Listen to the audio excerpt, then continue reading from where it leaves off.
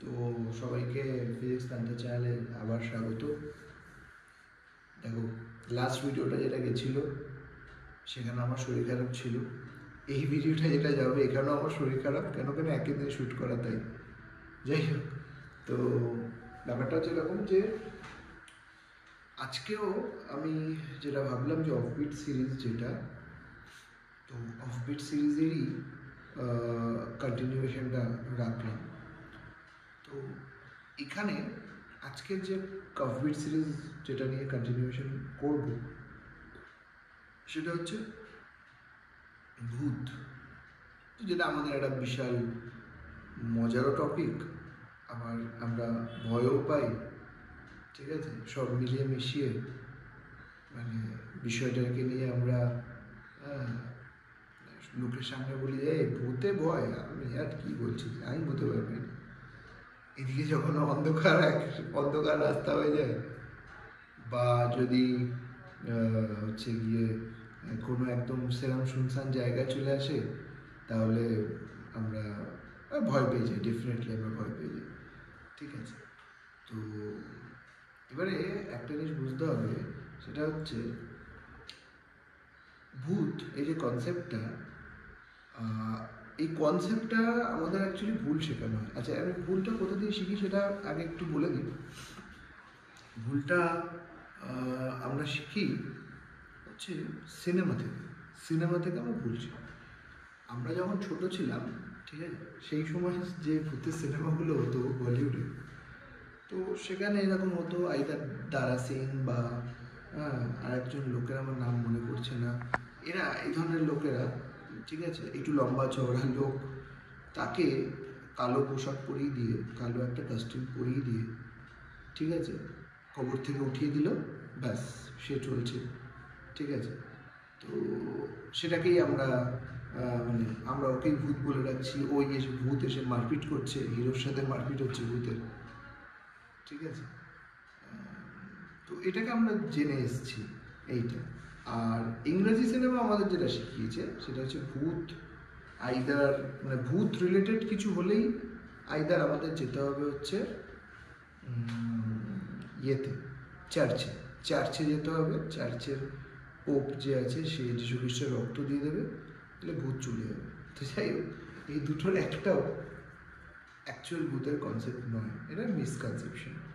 আমরা যদি তোমরা কেউ দেখে থাকো, আহাট বলে একটা অনুষ্ঠান হতো, খুব বাজে অনুষ্ঠান, যাই হোক।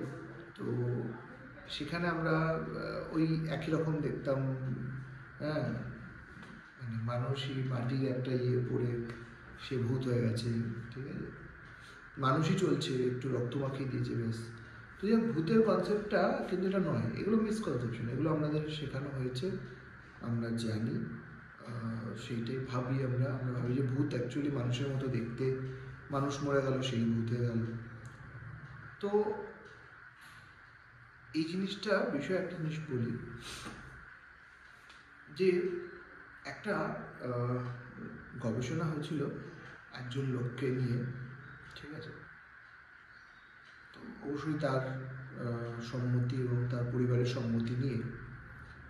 তো সেই গবেষণা কি হয়, সে গবেষণা এরকম হয় যে ওর লোকটার লাস্ট পজিশন, একদম শেষ পজিশন, মানে মরে যাবে এরকম ব্যাপার, তো ওকে কাচের মধ্যে বন্ধ করে রাখে।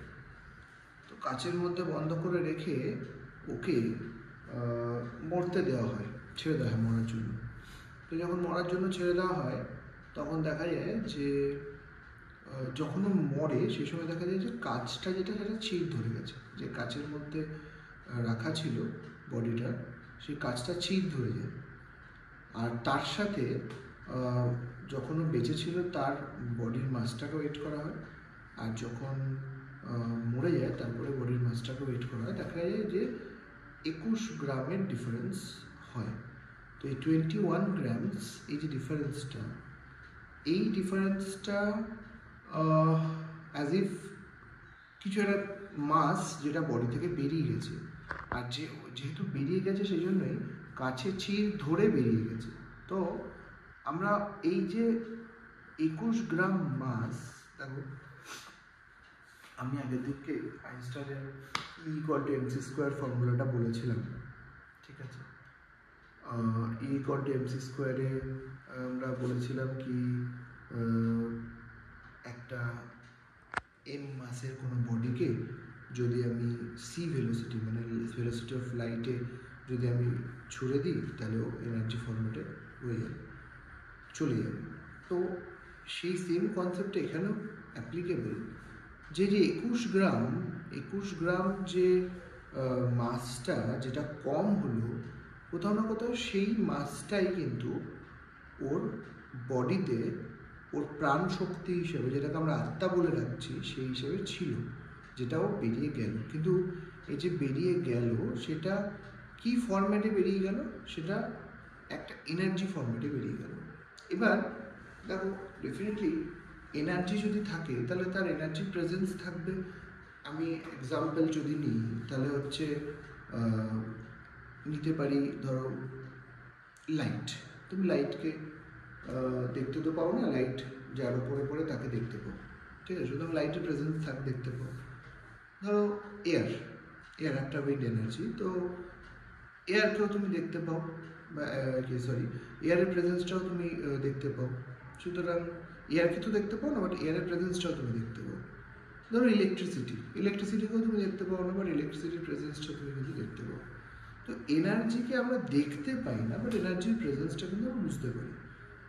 এবার যদি একটা মানুষ একটা ঘরে থাকতো, সেই ঘরে থেকে সে মারা গেল, তাহলে তার যে এনার্জিটা, সেই এনার্জিটা তার যে এই সারাউন্ডেই তার এনার্জিটা ঘোরাফেরা করবে, এটা খুব স্বাভাবিক ব্যাপার। সুতরাং তুমি কোনো না কোনোভাবে সেই প্রেজেন্সটা পাবে। সেই জন্যই ম্যাক্সিমাম ক্ষেত্রে আমি দেখেছি যে অনেকের মুখ থেকে আমি শুনেছি যে দাদু মারা গেছে, তো দাদু যে ঘরে থাকতো সেই ঘরে আমরা ঢুকতে পারছি না, ঠিক আছে। তো সেই এটা যে খুব একটা ভুল বা মনের ভুল তা নয়। দাদু যদি ওই ঘরে থাকতো তাহলে দাদুর ওই ঘরে, দেখো আমাদের বডিতে ইলেকট্রন আছে, পরিবেশেও ইলেকট্রন আছে, সবই ইলেকট্রন, তাহলে মেটেরিয়ালটা কিন্তু সেম, ঠিক আছে। তাহলে ওই এনার্জিটা যে 21 গ্রামের মানে করেসপন্ডিং এনার্জিটা, ওই এনার্জিটা কোথায় গেছে, ওই এনার্জিটা আমি জানি না কোথায় গেছে।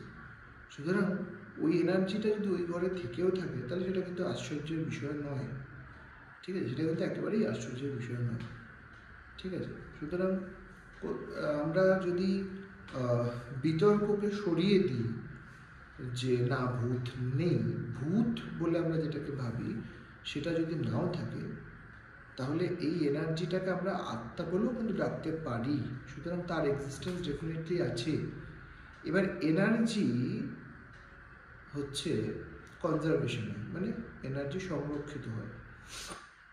ওই এনার্জিকে তুমি তৈরিও করতে পারবে না, এনার্জিকে তুমি নষ্টও করতে পারবে না। তাহলে এই যে এনার্জিটা, সেই এনার্জিটা কোথায় যাবে, ঠিক আছে। তা আমরা এটা তো বলতেই পারি যে এই এনার্জিটা আবার অন্য কোনো একটা শরীরে ঢুকে আবার মানে মাস ফর্ম নেবে। যে মাস ফর্মই ছিল সেখান থেকে এনার্জি ফর্ম হলো, হয়ে আবার কোনো একটা শরীরে ঢুকে, ঠিক আছে, মায়ের গর্ভে ঢুকে একটা শরীর ফর্ম করলো, নিজের মাসটা মানে এনার্জি থেকে মাস কনভার্ট হয়ে শরীর ফর্ম করলো। সুতরাং এইটা একটা রাউন্ড, একটা সার্কেল বলা যায়। তো এই সার্কেলের মাঝে যদি দেখা যায় যে এনার্জিরা তখনও পারেনি, সেই সার্কেলটা কমপ্লিট করতে পারেনি, তাহলে কিন্তু ডেফিনেটলি এনার্জিরা থাকবে।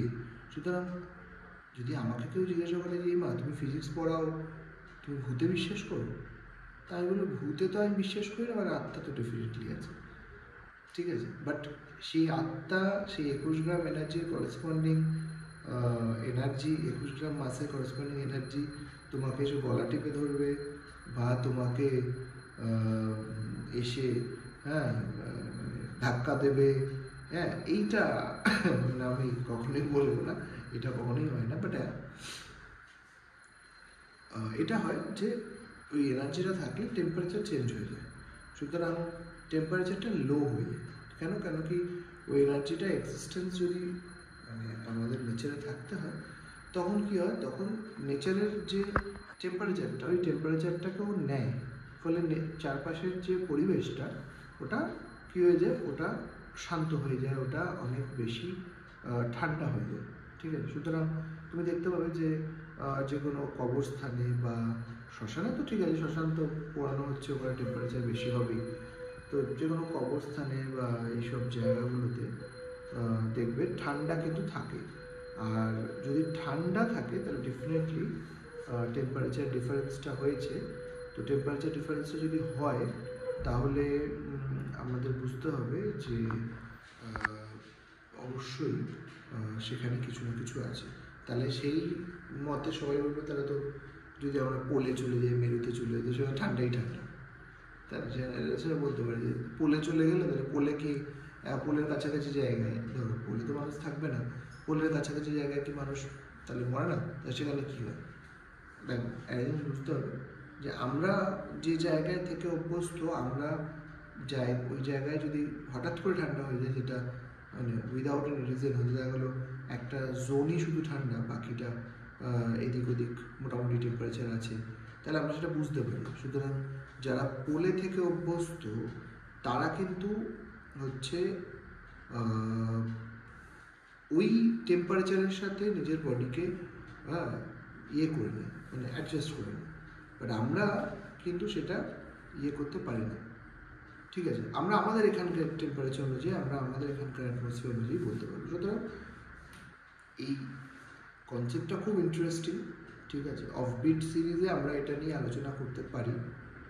হ্যাঁ, তো ফার্স্ট ডের জন্য মানে প্রথম ভিডিওর জন্য এটা ঠিক আছে, এই অবধি আজকে রাখি।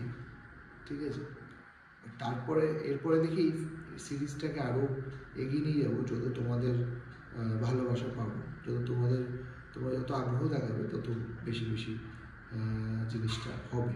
সুতরাং চ্যানেলটাকে লাইক, সাবস্ক্রাইবটা অবশ্যই করবেন, শেয়ার করে দাও। ঠিক আছে, আর কমেন্টে বলো তোমাদের যা যা প্রশ্ন আছে ভূত নিয়ে, সেগুলো আমি পরের ভিডিওতে অবশ্যই ক্ল্যারিফাই করবো।